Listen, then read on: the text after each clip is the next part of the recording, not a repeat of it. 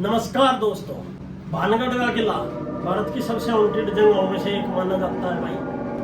भानगढ़ के किला की दो तीन कहानियां भाई काफी प्रसिद्ध मानी जाती है। लोक कथा है जो वर्षों से चली आ रही है भाई। यह रणथंभौर और जयपुर के बीच में अलवर डिस्ट्रिक्ट पड़ता है भाई, उसमें पड़ता है ये भानगढ़ का किला। इस किले को करीब 500 साल पहले भगवंत दास राजा ने अपने पुत्र माधो सिंह के लिए 1575 ईस्वी में तैयार करवाया गया था। और आज के टाइम पे इस किले की देखभाल भाई भारत सरकार द्वारा की जाती है।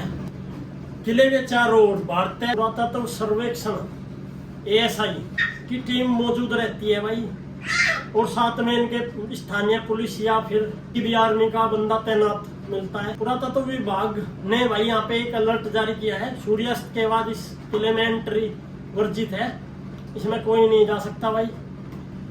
ऐसा यहाँ होने की खास वजह है, यहाँ पर होने वाली पैरानॉर्मल एक्टिविटीज। क्या यहाँ पे सच में भूत प्रेतों का निवास है? जैसे मैंने बात की थी, यहाँ पे 2-3 कहानियों की भाई प्रचलित है। सबसे पहली कहानी है यहाँ पे भाई रानी रत्नावती की, जो कि इतनी सुंदर थी भाई। जब 18 साल की हुई तो उसके लिए अलग अलग राजाओं ने भाई पैगाम भेजे शादी के लिए, लेकिन उसने सभी के लिए इनकार कर दिया। कि सुंदरता के दूर दूर तक भाई चर्चे थे। बताया जाता है कि उस टाइम पे भाई ये खुशहाल था, इसके आसपास भी स्थानीय लोग रहते थे यहाँ पे। फिर एक दिन ऐसी अनहोनी घटना हुई भाई, सब कुछ यहाँ पे वीरान होता चला गया। एक दिन जब रानी अपनी दासी के साथ भाई बाहर घूमने के लिए गई हुई थी, बाजार वगैरह लगते थे वहां पे।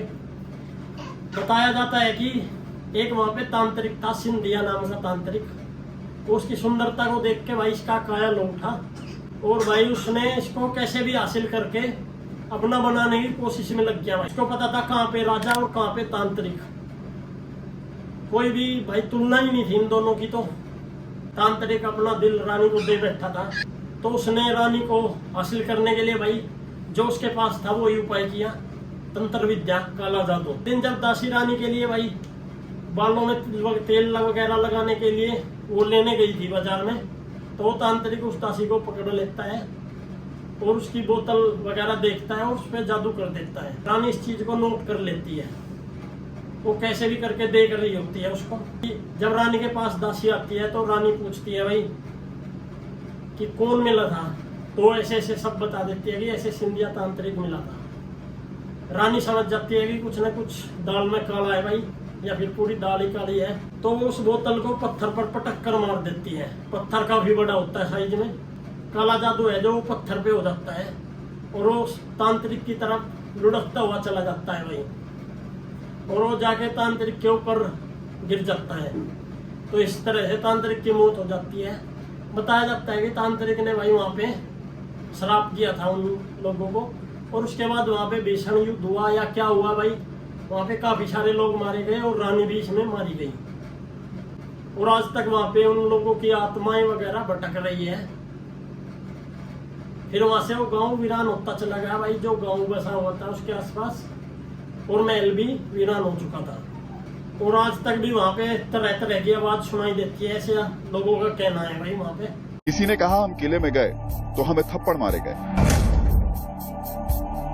किसी को लगा कोई उसका गला दबा रहा है, कई लोगों ने तो यहां तक कहा कि अंदर जान का खतरा है। लेकिन हम तो तय करके आए थे, आज किले के अंदर जाना है और सूर्यास्त के बाद ही जाना है, अंधेरे में।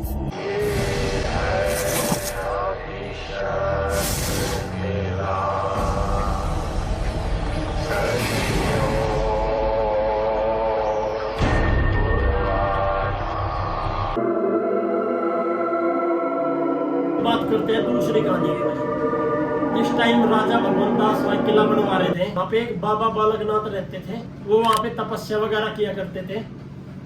जब बाबा बालकनाथ को पता चला कि यहाँ पे भाई किला बन रहा है, तो उसने राजा के पास संदेश भिजवाया। संदेश में था कि अगर आपको किला बनवाना है तो भाई मुझे कोई आपत्ति नहीं है, लेकिन इसकी परछाई जो है मेरी तपस्या के ऊपर ना आके गिरे। लेकिन राजा ने इस बात को इग्नोर करते हुए भाई किला तैयार कर दिया। एक दिन परछाई बाबा बालकनाथ के ऊपर जाती है भाई, तो श्राप दे देता है और यहाँ से किला नष्ट होते होते चला जाता है भाई। एक दो कहानियां और भी है इसके बारे में भाई। मौजूदा पता तो है नहीं क्या सत्य है और क्या नहीं है। बहुत से लोग तांत्रिक की वजह से मानते हैं भाई, बहुत से लोग बाबा बालकनाथ की वजह से मानते हैं कि यहाँ पे सब कुछ नष्ट होता चला गया। आखिरकार भानगढ़ के किले का रहस्य क्या था? यहाँ पर बहुत ही रिसर्च हुई भाई, अलग अलग आदमियों ने जाके रिसर्च की यहाँ पे। हाँ, तो अगर हमारे पास अब कोई है या इस महल में कोई रहता है जो नहीं चाहता है हम यहाँ पे रहें रात भर, तो हमें 3 बत्ती दे के दिखाएं।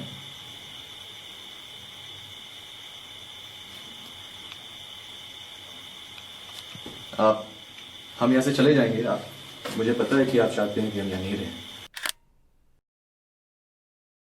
इंडियन पैरानॉर्मल सोसाइटी और उसके कुछ भाई सदस्य वहाँ पे जाते हैं, और साथ में 1-2 न्यूज चैनल वाले भी जाते हैं भाई, और वहाँ पे इस चीज़ का पता लगाने के लिए पूरी रात रुकते हैं। लेकिन उन्हें कोई भी ऐसी एक्टिविटी नज़र नहीं आती भाई। उनका मानना था कि यहाँ पे नॉर्मल है सब। एक तरह से देखा जाए तो कानून में भी भाई कोई ऐसा लॉ नहीं है जिससे कि ये माना जाए कि भूत प्रेत होते हैं या कुछ ऐसी पैरानॉर्मल एक्टिविटीज होती है, ना इनके लिए कोई लॉ बना हुआ है। लेकिन बात नोट करने वाली योग्य ये है भाई, यहाँ पे बोर्ड लगाया क्यों गया है? सरकार का बोर्ड, सरकारी बोर्ड भाई क्यों लगाया गया है? इस पे साफ साफ लिखा हुआ है सूर्य उदय से बाद में और सूर्यास्त से पहले यहाँ पे जाना अलाउड है, बाकी नहीं। सरकार भाई ऐसा क्यों कर रही है? क्यों यहाँ पे एक टाइमिंग फिक्स की हुई है? क्या यहाँ पे सच में कुछ पैरानॉर्मल एक्टिविटीज है? लेकिन ये साबित तो आज तक हो नहीं पाया। यहाँ पे लोगों की मान्यता है भाई जो वो पूरी खरी उतरती है इन चीजों पे, और वहाँ पे आने जाने वाले लोग भी डरते हैं भाई। मेरा सवाल आप सभी लोगों से है भाई, क्या यहाँ सच में आपको ऐसा कुछ लगता है? क्या ये कहानियाँ कुछ दर्शाती है भाई, या कुछ और रीजन है जो ये नियम बनाए गए हैं? लेकिन जो भी हो, भारतीय इतिहास में ऐसे अनसुलझे रहस्य बहुत सारे हैं भाई, जगह जगह पर आपको ये देखने को मिलेंगे। दोस्तों आज बस यही था। जय हिंद।